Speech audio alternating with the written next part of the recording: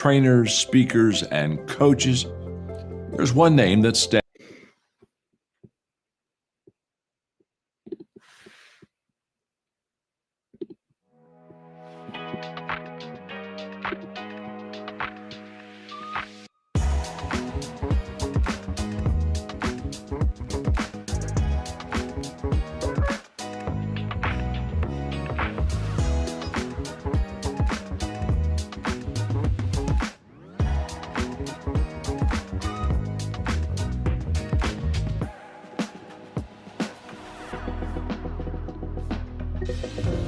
Hi, I'm John Maxwell.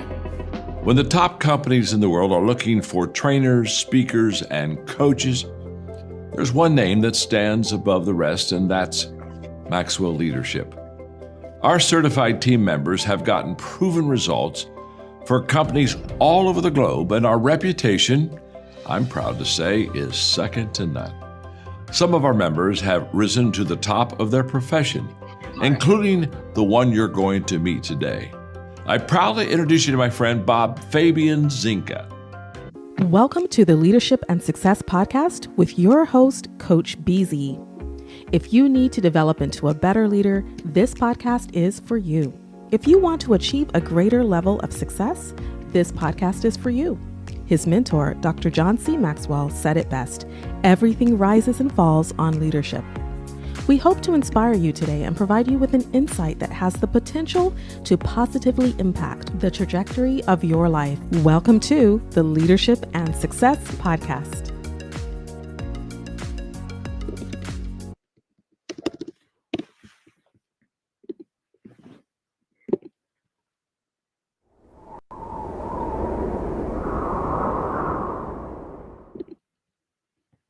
Imagine gaining the leadership skills that could redefine your career. Join Coach BZ on the Leadership and Success Podcast, where each episode delivers practical insights from world-class speakers, military leaders, and industry experts. We dive deep into what matters most: building resilient teams, leading through uncertainty, and navigating complexity with clarity and confidence. Every conversation is crafted for aspiring leaders like you who are ready to grow, lead, and make a lasting impact. Don't miss our powerful live sessions and recent highlights. Michelle Hayward on building diverse, high-performing technical teams. Ann Leslie on leading through global complexity and cybersecurity risk. Ron Carpenter AI exploring faith, resilience, and AI-powered leadership. Colonel Michelle G.I. Gardner-Ince on commanding influence from the battlefield to the boardroom. Chris Robinson on shifting from drift to drive in life and leadership. And Coach Enrique Acosta Gonzalez on mentorship, legacy, and heart-centered leadership. Ready to level up your leadership journey? Tune in on Spotify, Apple, Audible Podcasts, YouTube Live, and LinkedIn Live. Join the movement toward leadership excellence. Listen now and start transforming your success. All right, everyone. Thank you so much for being here with me. Today is Tuesday, July the 1st, right? All right. Thank you so much. And we're going to be talking today about one of the articles I wrote. Let me share my screen here, which is leadership is not one size fits all, but a blueprint for unique leadership. So we are going to be breaking this out into 4 categories of profile: an analytical profile, persistent, social, and stabilizing profiles. And it's important as a leader for you to know kind of where you fall into, and also what the profile of the members on your teams are, so that you can learn how to efficiently work with members of your team and your organization. So again, in the comments, please let me know where you are joining us from, what city, country, state, region. If you have any question for me, please go ahead and type the question in the chat. And also, if this podcast is adding value to you, please like and repost, and also tag your friends, somebody you know in your circle of influence who might benefit from the podcast. I'm now going to let my AI agent, John Mary AI, break down this lesson for us. So I will be back in about 25 minutes or so. Welcome to the Deep Dive, the show where we really try to unpack complex ideas. Yeah, distill them down, find those useful insights, and hopefully have a bit of fun, too. Exactly. And today we're embarking on a pretty profound journey, actually, right into the heart of leadership. Okay. So here's a question for you, our listener, just to get us started. Let's hear it. What does leadership really mean to you? Mm-hmm. Good one. Is it, trying to fit into some kind of predefined box, a rigid ideal? That pressure, right, Yeah. to be what you think a leader is supposed to be. Yeah, that pressure. Do you feel like you have to conform to a mold that maybe doesn't quite fit? Or is it something else, something more personal, more adaptable? Something uniquely you. Precisely, because that's a foundational question. So many people, especially when they first step up, feel this huge pressure. Oh, absolutely. We see it everywhere, don't we? Totally different environments. Like what? Well, think about a brand new U.S. Navy junior officer. Mm-hmm. First command. Maybe a young lieutenant, leading sailors who've been doing the job for years. Okay, yeah, I can picture that. High pressure. Or picture a brilliant Silicon Valley security engineer. Amazing technically, right? But suddenly they're leading a team of other super sharp, but maybe very different people. Right. Different skill set entirely. Exactly. Right. They all face the same challenge. It's very human. How do I lead without losing who I am? Without feeling like I have to put on an act? Or become some kind of, leadership caricature. That's it. That internal struggle, trying to square who you are with who you think you should be as a leader. It's so common. And that's exactly what we're diving deep into today. Our mission really is to explore this powerful idea. Which is? That leadership is not, and really should not be, a one-size-fits-all thing. Okay. So what is it then?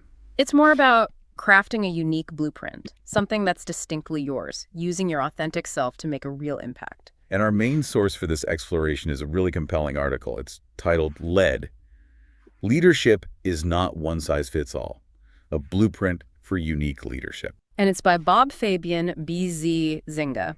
He's got this interesting background. Yeah, he's a respected cybersecurity executive, but also a U.S. Navy commander. So military structure meets tech innovation. Exactly.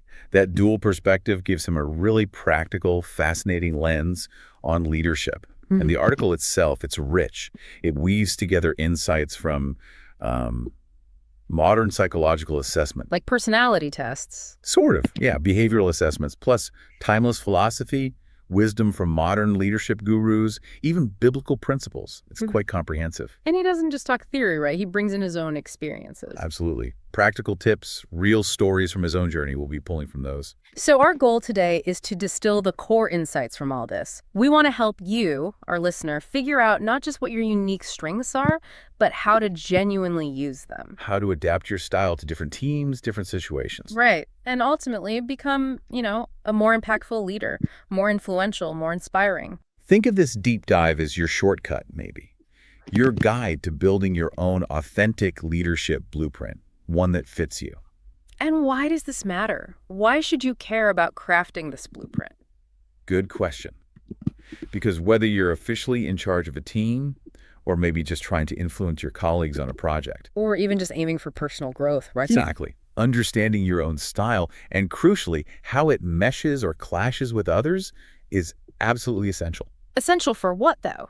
For hitting your goals, for Yes. building real collaboration, and honestly, for creating those aha moments. Well, it's for yourself. For yourself, definitely, as you figure things out, Yeah. but also for the people around you.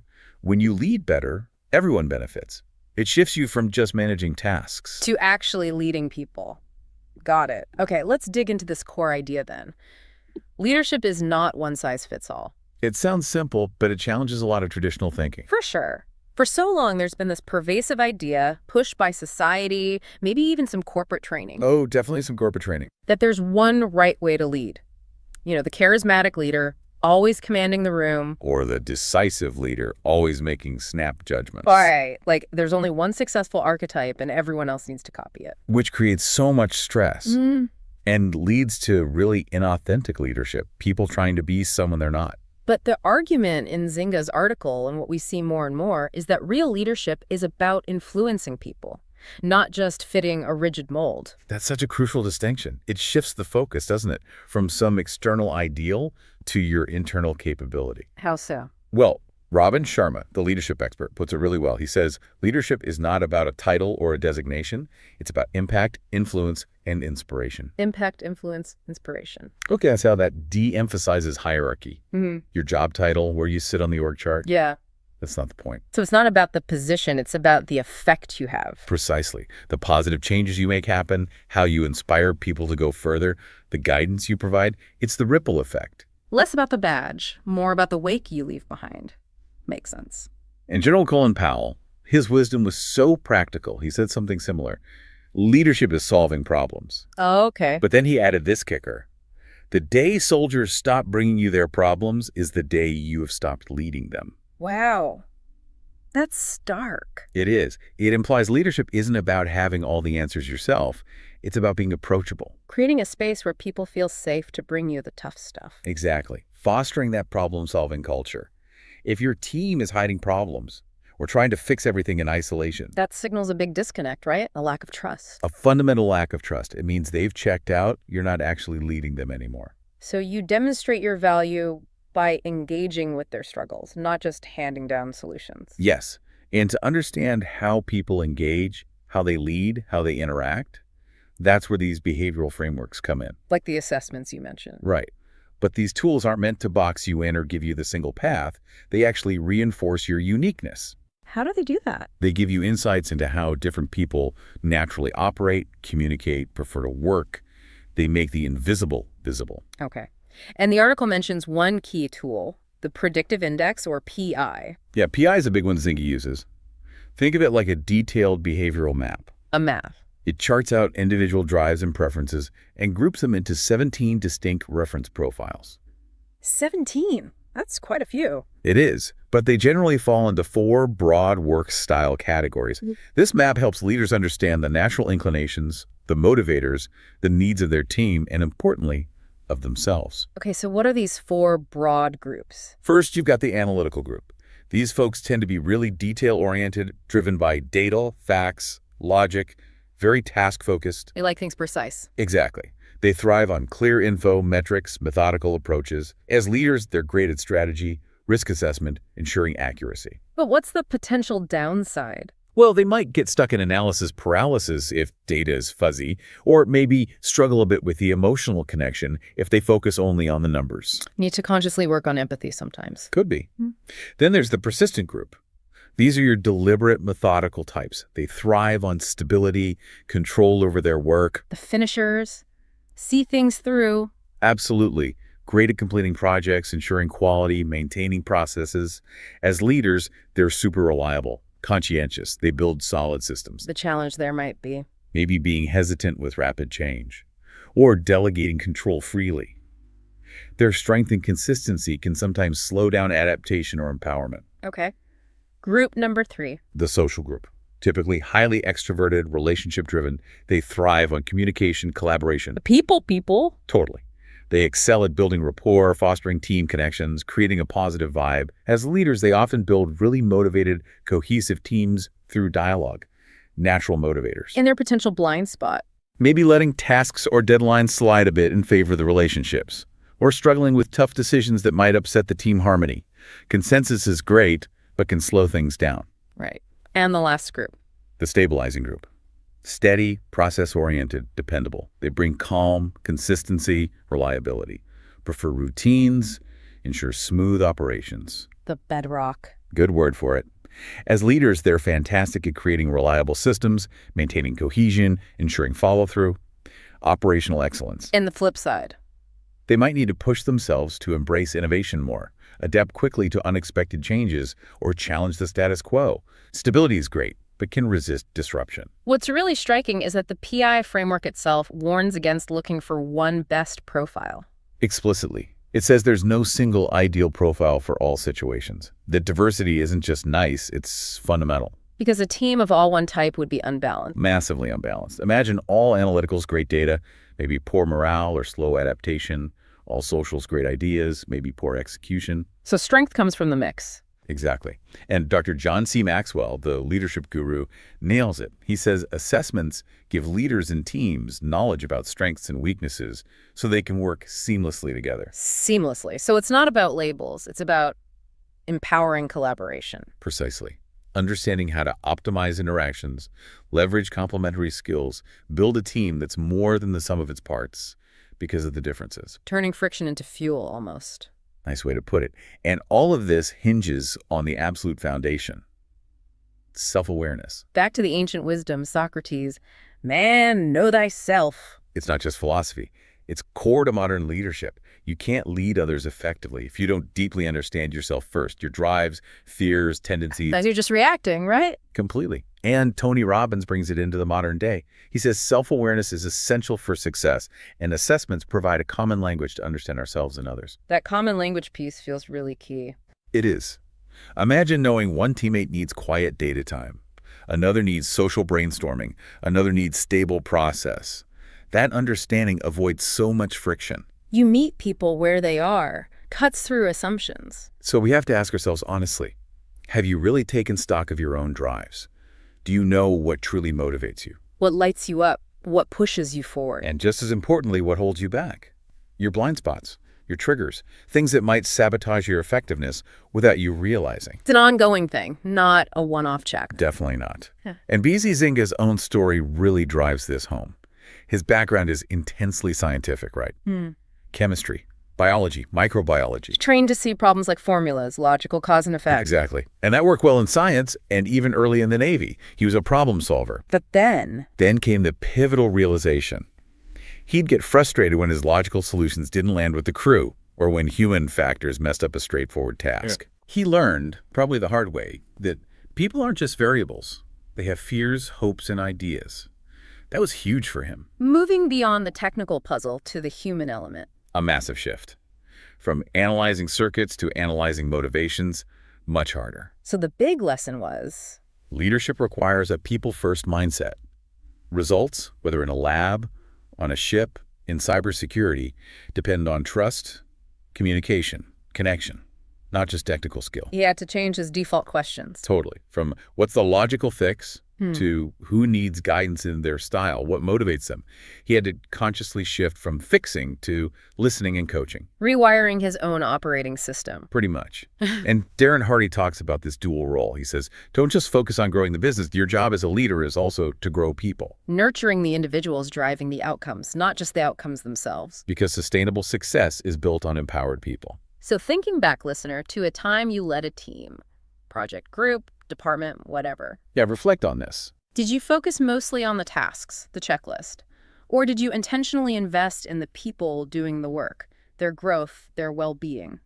It often separates competent managers from truly inspiring leaders.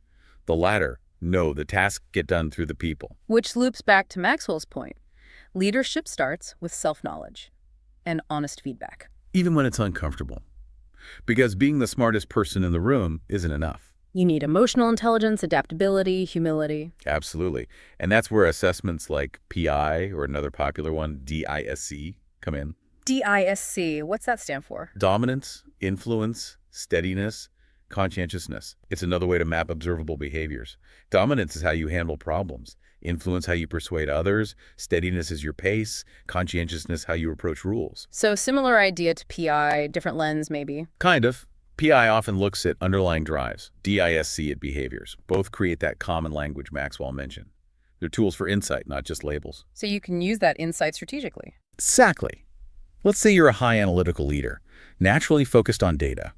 But you know you have a social teammate who thrives on connection. You adapt. You consciously adapt. Maybe instead of just a dry email, you start a video call with a quick "how's it going?" before diving into the task details. You meet their needs. That small shift can make a huge difference in rapport. Huge. And this self-knowledge, it goes beyond work, right? Ask yourself, what energizes you? What activities or problems leave you feeling recharged? And conversely, what drains you? What leaves you feeling depleted? Tony Robbins says, without knowing this, you can't cultivate positive growth. You don't know what fuels you or depletes you. Like navigating without a compass, as you said earlier. Precisely. So take a moment, maybe today. Jot down your strengths, your weaknesses. Be honest. And then the hard part. Ask for feedback from a mentor, a peer, maybe even a trusted direct report. They see things you don't. Remember, Socrates, knowing yourself is skill number one. It's ongoing. And that self-awareness flows right into the practical side. leading diverse teams. This is where the people-first mindset really gets tested. Because effective leadership isn't about sticking to your style. It's about adapting, flexing to fit the team and the situation. Zynga has examples of this, right? Navy and tech. Yeah, great ones.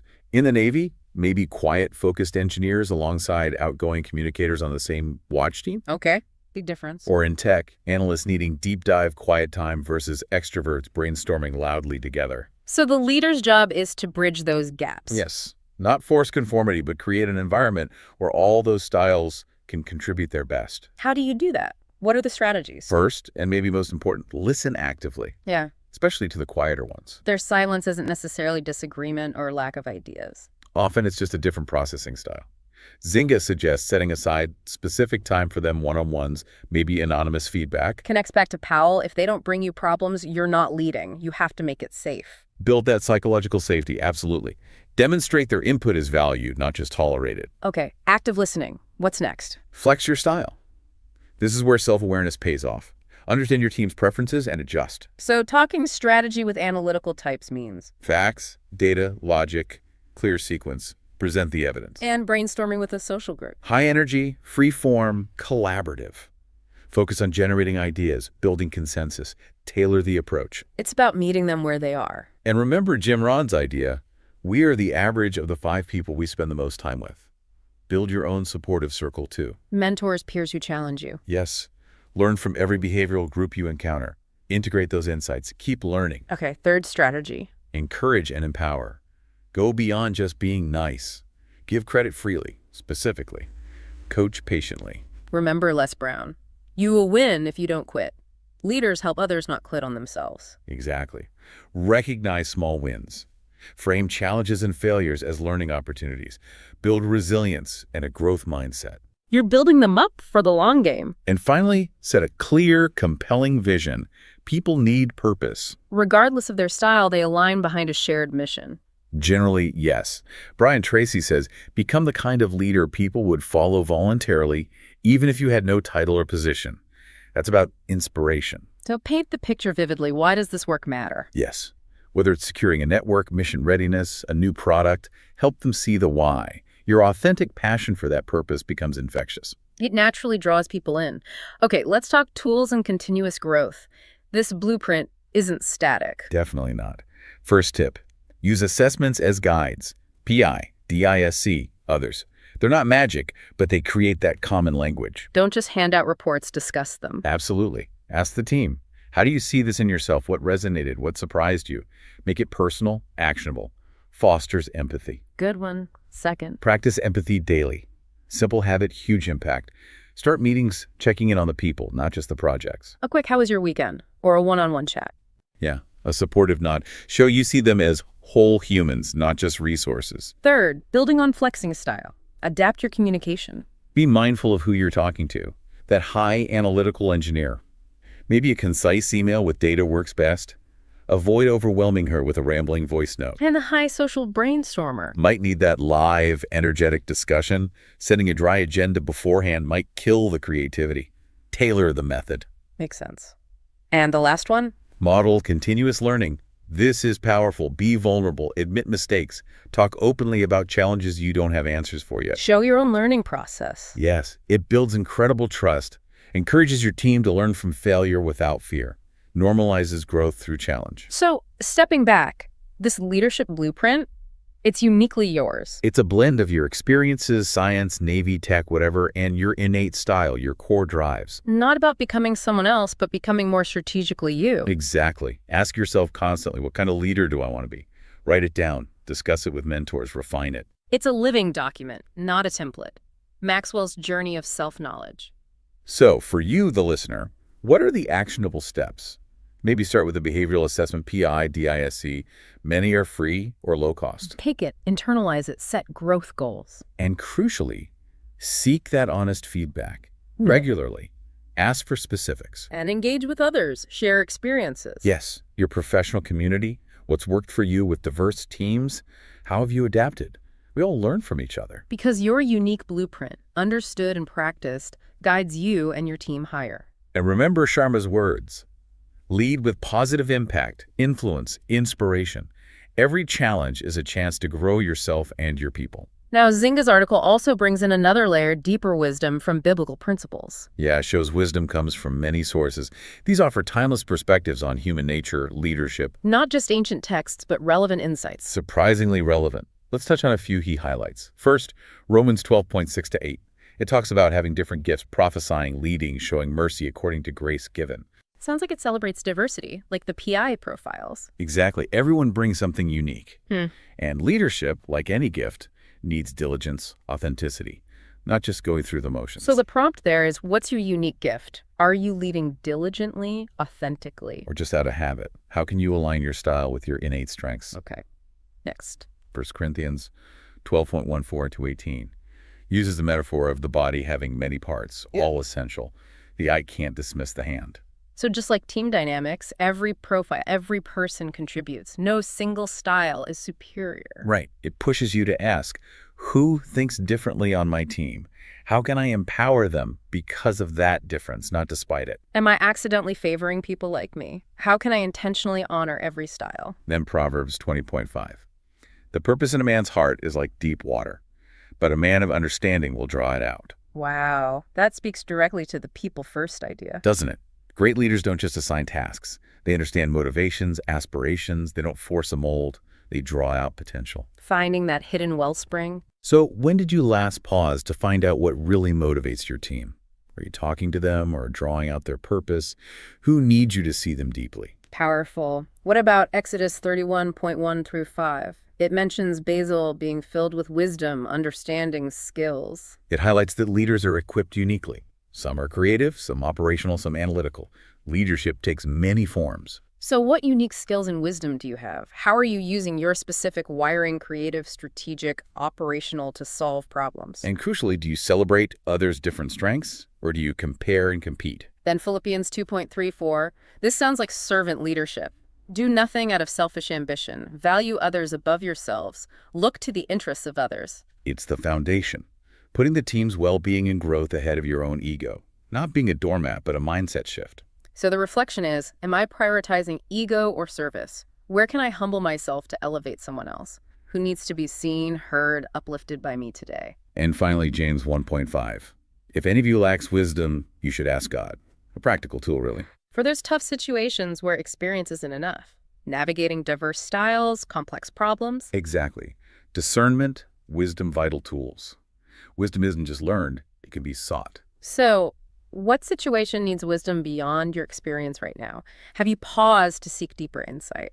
Who can you invite into your circle to help you discern wisely? These ancient principles really echo the modern insights. Self-awareness, adaptability, people first. It's an inward journey with outward impact, serving and empowering others. Okay, let's wrap this deep dive up. Quick recap. Leadership, not a mold. It's your unique blueprint. Starts with deep self-awareness, requires a people-first mindset, thrives on adapting your style. And tools like assessments plus continuous learning, they accelerate that journey. Absolutely. And that final thought from Zynga. Your crew or your colleagues are ready to follow you if you lead in a way that resonates with them. Powerful, isn't it? So listener, what does your unique blueprint mean for your impact starting today? How will you take that first step? Self-awareness, intentional action, leading authentically, empowering others. Maybe reflect on one key insight from today. Jot it down, discuss it, share it. Your journey starts now. We can't wait to see your blueprint unfold. All right, thank you so much, Joe and Mary. I do appreciate that. So that really was the lesson for today, right? Leadership is not a one-size-fits-all. It's a blueprint for unique leadership. So first, you've got to know yourself, be self-aware, and then you have to be aware of the people around you, members of your team, and then learn what motivates each one of them. And you can't treat everybody exactly the same because people have different desire, different motivation, and you've got to draw it out of them. So know your flock, know your people, what motivates them, and then use their strength in order to better add value to the project or to the mission of the organization. Now, another thing I would like to share, if you go to the article, the first reference I have, leadership self-assessment. That's pretty cool. I think I have more than 16 self-assessment listed there. I updated it last month in May, so a couple of months ago. You've got the Maxwell leadership. You have Tony Robbins assessment. You got the Enneagram, Myers-Briggs. I mean, on and on and on. So the one I talked to today, you could think about the 16 personality or predictive index. That's the one I like best. There's a free version. It takes like 4 minutes to take, and you will know which one of the 16 personality you belong to and which type. And again, this is very helpful here, this predictive index. Go onepredictiveindex.com free. You can take the test, the assessment. And then again, if you're a leader, I recommend not only you do it, but you do it with members of your team so that you know what is how do members of your team show up, where they use the least amount of energy, right? And then you as a leader, you can learn to adapt in order to get the best output production out of the members of your team. So I hope this has been very helpful to you guys. Let me check to see if there are any questions on LinkedIn. I don't see any. Or on YouTube. Okay, so I'm going to be back here again tomorrow, 6:30 a.m. Pacific time, 9:30 a.m. Eastern time. And if you are watching this after the fact, again, let me know where you are watching from and type in any question you have for me. Make sure to tag my name so I can see it. And then I will make sure to answer your question tomorrow. All right, until next time, thank you so much for being here. This is Coach Busy. Have a wonderful, wonderful day. Bye. Thank you for listening to the Leadership and Success Podcast with your host, Coach BZ. If you like what you heard, please subscribe to our channels and come back for more wisdom nuggets on how you may develop into a better leader and achieve greater levels of success. Leadership is the most critical skill. The world will always need leaders to lead others, deploy the next disruptive technology, or execute a business strategy. You may as well decide on counting yourself among the 21st century leaders. See you right here next time on the Leadership and Success Podcast with Coach BZ.